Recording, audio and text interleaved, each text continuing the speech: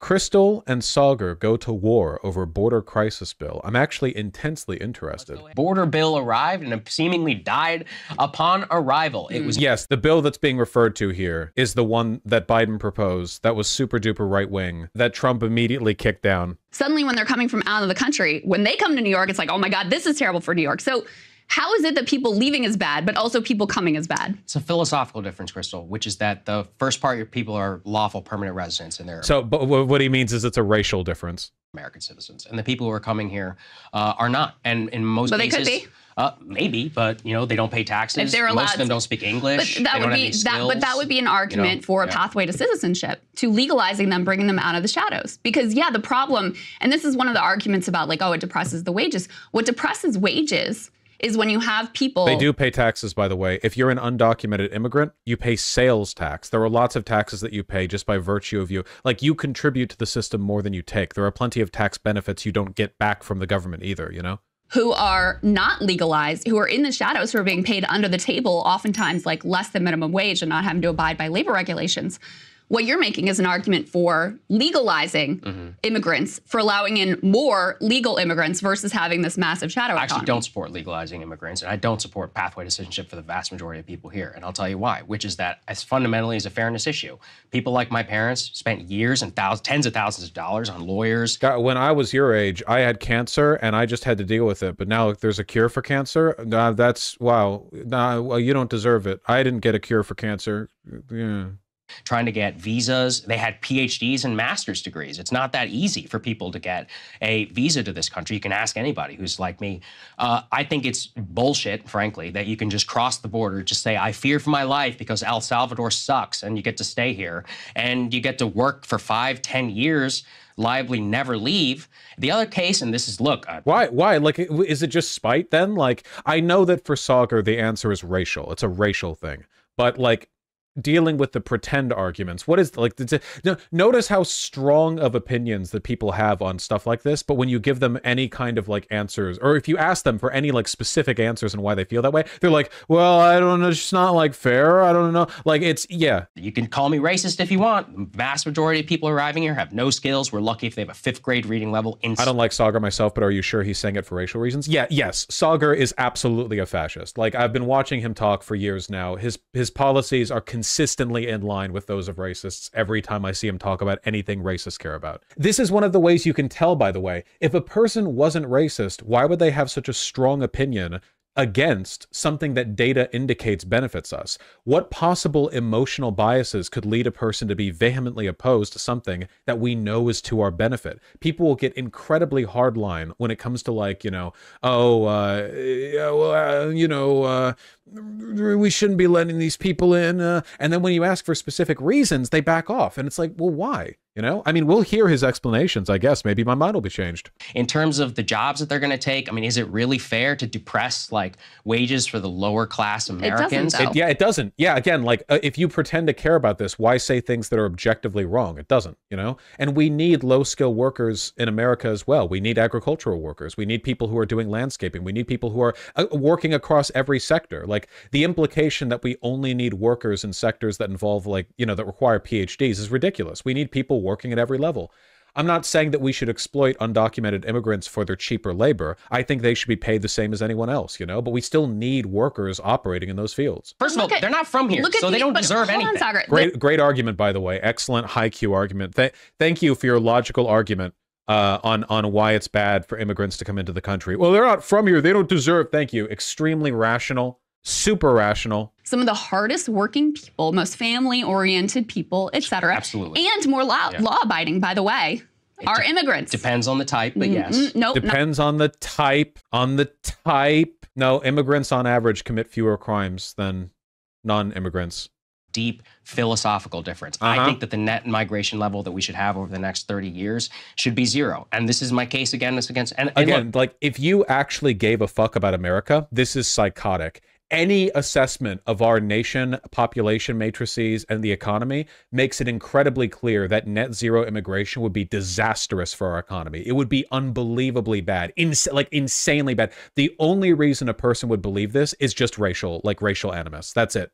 That's the only reason. There is no economic assessment. There is no, like, evaluation of the data that would lead one to fairly believe that we should benefit from net zero immigration. Now, that is my case for us becoming a cohesive nation, which can have a racially cohesive. Again, like, it's such an un-American talking point too. Like, you've completely abandoned any pretense of a nation of immigrants or like a melting pot. It's like, this is literally just Nazi shit. Like, hey, I know what will reduce conflict. Ethno-nationalism. Our current sovereignty and internal politics is so divisive largely because we do not relate to one another whatsoever. And that really has nothing to do with immigration. Third world is just not going to work. Even if you look...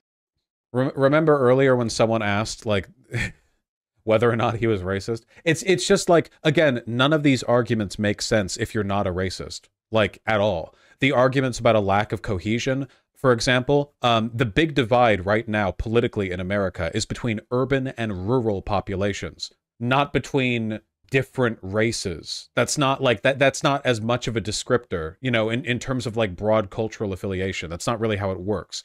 So he's talking about something that would nuke our economy. But again, every economist agrees on this. You will not find an economist who believes that a net zero immigration plan would be anything other than ruinous for America's economy. El Salvador's problems are El Salvador's. Venezuela's problems are Venezuela's. Has it been exacerbated by U.S. sanctions? Sure. But at the end of the day, it's not our problem. It's not our... Wait, what? Hey, have the problems there been exacerbated by our behavior? Sure, maybe, yeah. But who cares? Oh, great, phenomenal fucking argument. Excellent, just fantastic. Did we do it? Yeah, I mean, to an extent, sure. But, not our problem. It is, actually. That is the definition of it being your problem, I think. Jewish problems are Jewish problems, Saagar in the 1940s. Yeah, I like how he was like, that's not fair. Don't say I wouldn't provide, shelter for Holocaust victims. And then he goes on to give all of the arguments that people gave when turning away the Jews. In terms of the difference between the Irish and the German is we were a rapidly industrializing economy which needed cheap labor. I would also say that a lot of people who were natural born hated the Irish and the Germans with some good reason because inventing new esoteric forms of fascism by like Googling how many racial slurs do you think Saagar knows that stopped being used in the 1800s, because they were depleting their wages and were willing to work for much less than they were, and they were driving around their overall wages. This is one of the reasons why you always have to be critical of these Saagar, Tucker Carlson types who are fake economic populists. New labor does not depress wages. Business owners depress wages. When wages go down, that's not like a magic force that happens as an inevitable product of a new wave of workers having a different skin tone or accent or language. It's because the business owners think they can get away with paying those groups less because those groups are more desperate and subject to racial discrimination. That's it. Otherwise, a sudden population boom, like say, for example, in the 1950s, would have led to a depressing of wages. Guys, the baby boomers, conceived back in 1945, 46, 47, raised into adulthood through the 1960s and early 70s, did all wages decrease when that population boom suddenly happened? Where were all the wage decreases? Where are they? Where'd they go?